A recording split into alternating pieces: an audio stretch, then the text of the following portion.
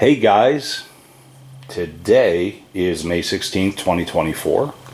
Kind of an odd day for a video for me. It's Thursday, but I was off from work today and I wanted to get this forge blower done. The Canedy Otto Western Royal Western, it's hard to tell. But we're done.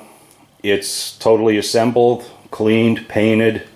I even painted the stand black, which might be blasphemous, but that's what I chose. The crank that I repaired, the mount, is working fine. This fitting that I kind of jury-rigged, working fine. Little rubber cap over it. It's full of oil, and I'm really surprised that the petcock actually is still working fine. It's not leaking a drop. It's been filled for over an hour, and I keep wiping it to see, but nothing. And I did fill it until the oil came out of here. What I used was this little bottle.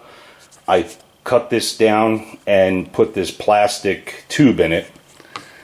That makes it real easy to get into this fitting without getting oil splashed all over the place. I cleaned up the handle. It's all glued, and although this wood must have been like ridiculously dry because it soaked up everything I put on it and I got tired of doing it. So yeah, we're painted, we're reassembled. I painted the fan red because I saw when I was cleaning the fan that there was red on it, so I don't know if the inside of these housings were red or not. I couldn't tell, so I didn't do anything with them. I just cleaned them up and left them alone. But yeah, we're done. Surprisingly enough, I know that in one of my last videos I said where these two pieces here meet, where the oil bath is housed, I was going to put RTV along this seam to ensure it didn't leak.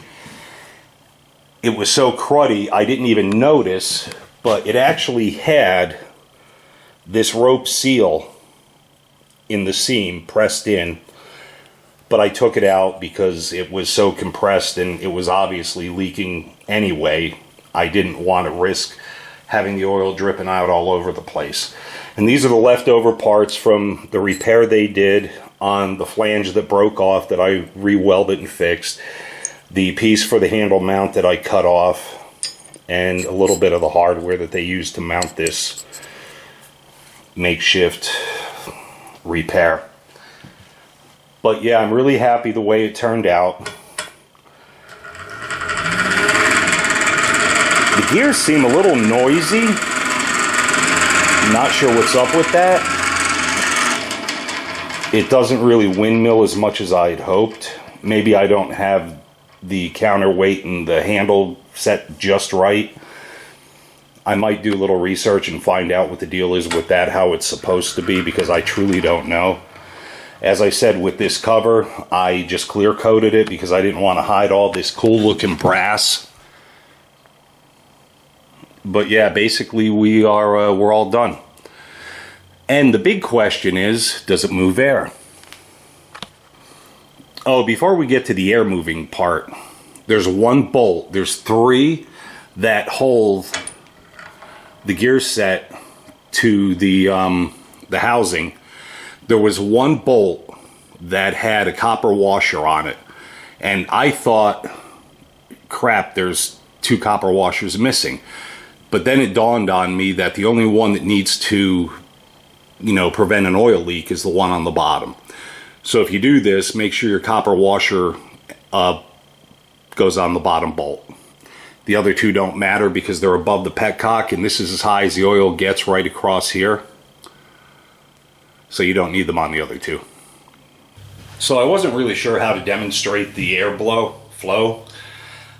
When I first tried this, I have sawdust and the floor is a mess and the whole shop's a mess. I need to really clean it up. And it blew the sawdust all over the place. I've seen people use pinwheels and tape plastic streamers to the end here, but this is what I'm gonna do.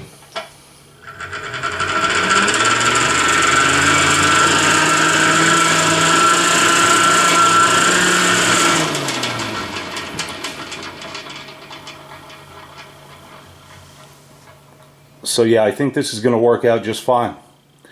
I can't wait to get it hooked up to the forge and actually put it into use. But anyway, shortest video of this restoration. Guys, enjoy your day and we'll talk soon. Take care.